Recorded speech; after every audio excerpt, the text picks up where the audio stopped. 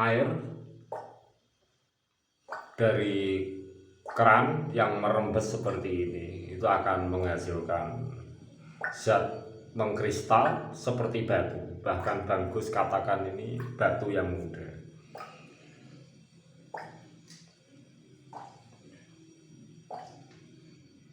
Jadi air itu kalau merembes, baik itu dari media tanah atau merembes ke benda apapun, itu bisa mendatangkan kristal-kristal keras seperti ini.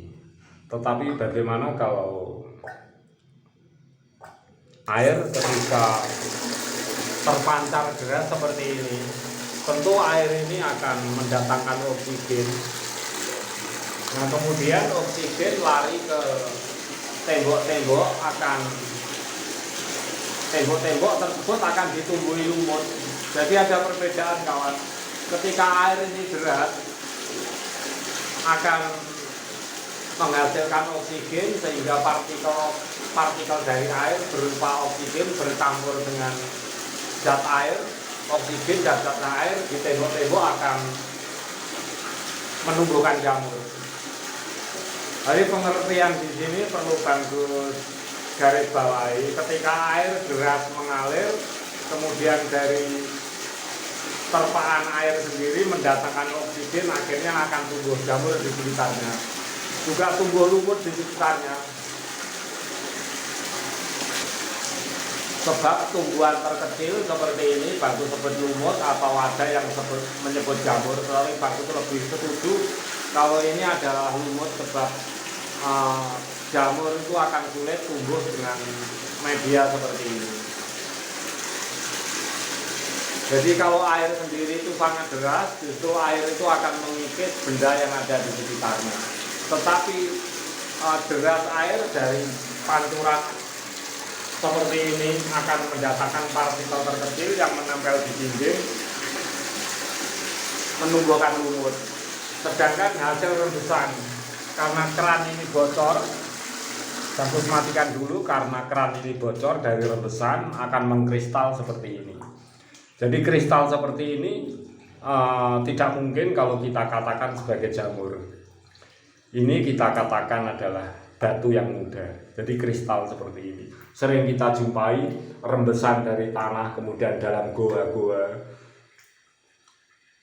dalam alam yang luas itu akan mendatangkan oksigen, juga akan mendatangkan batu-batuan muda, termasuk batu-batuan kristal yang sering kita jumpai di goa-goa. Jadi Bagus juga akan memberi sedikit sharing, barangkali bermanfaat.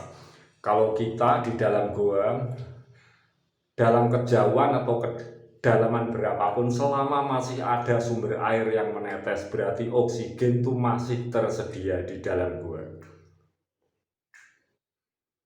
Jadi sahabatku semuanya, jika ke goa-goa, sekiranya seberapa dalam atau seberapa jauh kita masuk ke dalam goa, selama masih ada air yang merembes, air yang menetes, atau air yang mengalir di dalam goa, berarti persediaan atau zat oksigen itu masih tersedia.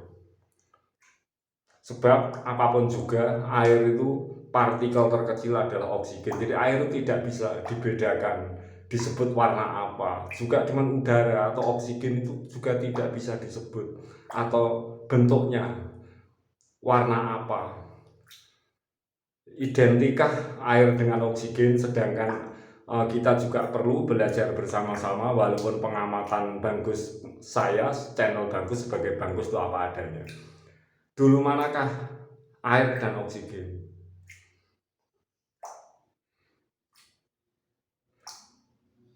Apakah air dan oksigen itu sebagai zat yang ada bersamaan keduanya? Nah, ini juga kalau kita mengamati tempat di dalam ruangan yang sesederhana ini, jadi seperti batu-batuan, itu adalah termasuk zat atau benda yang bisa diperbarui. Tetapi kan prosesnya itu memang lewat proses yang tidak singkat, tentu ribuan bahkan jutaan tahun. Jadi seperti batu-batuan adalah sebuah proses alam itu yang bisa diperbarui. dengan proses alam sendiri.